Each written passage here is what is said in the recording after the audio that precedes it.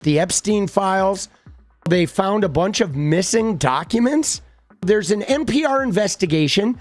It found a public database of Epstein files is missing dozens of pages relating to accusations against Trump.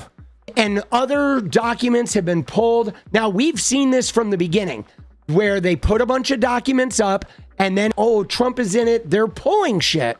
Okay, so there's been an issue where even with the release of this, they are absolutely pulling Trump shit. Now, where it gets nefarious, guys, is in the page counts. All of these documents are numbered, which means if you have like EFTA like 300 and your document is 30 pages long, if it's like a court document, that will be 300, and then 301, and then 302, 303, 304, 305, all the way on down to, 329.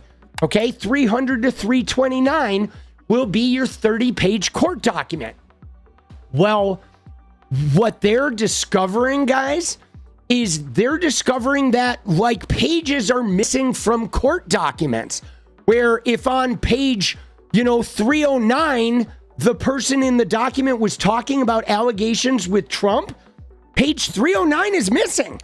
And so that document goes from 308 to 310, and 309 is missing. And the reason 309 is missing is because it had allegations against Trump. And they are finding like all kinds of examples of this where they are specifically redacting entire pages where Trump gets accused of shit. So yeah, this shit is wild. They've withheld Epstein files related to allegations that Trump SA'd somebody under it. Okay? It is removed documents from the public database where there are accusations against Epstein that also mention Trump. Some files have not been made public despite the fact that they're specifically mandated to. And it appears that more than 50 pages of FBI interviews and notes from conversations with a woman who accused Trump of SA when she was a minor are all missing. Okay? And the DOJ is not answering NPR's questions on the record. All right? They won't even respond to this. Like, where are these documents? Why are these documents not there? And what's going on? Breaking news from MS Now this hour about Trump-related files missing from the DOJ's Epstein files release.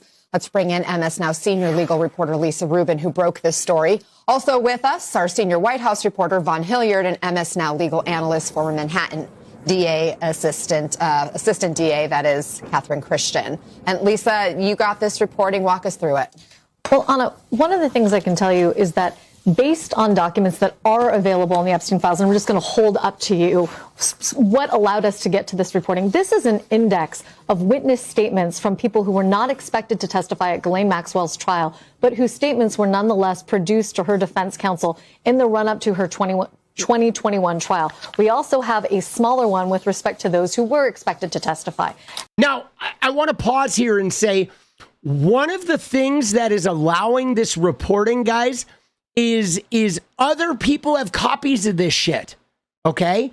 Which means when the DOJ releases a transcript from the court, the survivor who was in that transcript, her lawyers have the originals of those transcripts.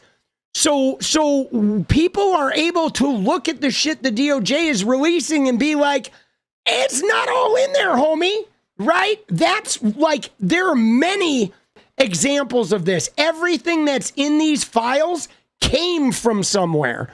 So they can't just make this shit disappear without eventually getting caught. And now it's starting to catch up. But we do have to be vigilant about like dotting the T's, crossing the I's, or dotting the I's, sorry, crossing the T's, whatever. You know what I mean, right? We have to like compare and contrast every fucking piece of evidence, boss. And based on those indices, as well as documents available in the file, MS Now can report that there is at least one witness for whom 3 interviews with the FBI in rapid succession in 2019 are missing. And you might say, well, what's the big deal about that? Well, the big deal about that is that we can also confirm that that woman is the same person who in a 2025 FBI presentation is identified to have accused Donald Trump of a sexual assault when she was between 13 and 15 years old. We know that based on a human source who has confirmed to us that this woman is one and the same. So I want to make this very clear. There is a woman who, according to the FBI and documents compiled last summer, accused Donald Trump of sexually assaulting. So in other words, what is going on is the people who are accusing Trump, their statements are disappearing. Their documents are not showing up. Physically abusing her. One of the things in her accusation is that in addition to forcing her to perform oral sex, he also hit her in that same episode. We have now connected that woman to someone who was interviewed by the FBI 4 times in 2019.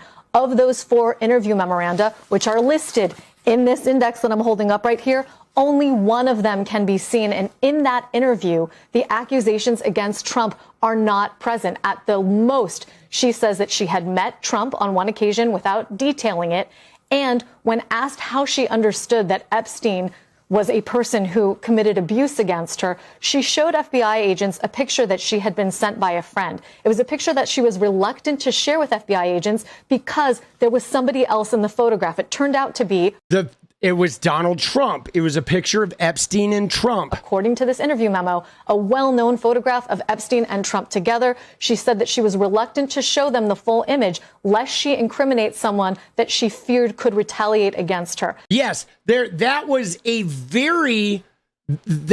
is a very well-known incident. It was actually written into the FBI report that she was worried about retaliation from Trump. And this has been a consistent thing, guys.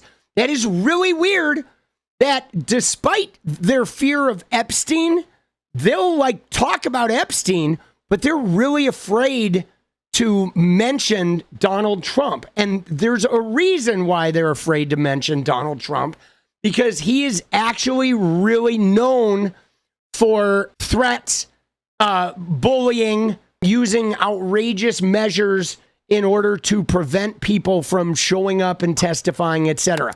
And yes, they did deem her credible. So this, guys, is a huge pattern of wherever Trump's name appears, wherever accusations about Trump appear, those documents just seem to go missing. They go unaccounted for. They're missing. There's no explanation. And guys, again, you can't suppress documents with Trump's name on them. That is actually against the law. The law is very fucking clear here about how those documents, how Donald Trump, all of those things mentioning him need to be in there. He is not protected. The only people that are to be redacted are victims and identifying details about those victims that would make them be known. This is a huge pattern. And not only that, guys, but there are other patterns of things like this document. This document is 338 pages, and every page is just solidly blacked out from top to bottom. Isn't that wild? There's not a fucking thing in there. This, WTF, bro? What is this? Right? This is illegal. This is breaking the law, dude. 88-218. 338 pages. You know how many of those documents there are? 100 pages, 60 pages, 80 pages, 52 pages, and just the whole thing is redacted. What is in those? What is even in those? We have no idea. And 338 pages, that's a lot of pages, guys. And simultaneously, while they did that, guys, they also were leaving victim and survivor photos unredacted. They had actual nude photos of survivors with their names left unredacted. They actually left victims and survivors unredacted and doxed them and put them at risk. And some of these people hadn't even told their families that they had been victimized by this guy for whatever reason, but they literally outed them and have made these files release an assault on the victims, and meanwhile covering for the pedos.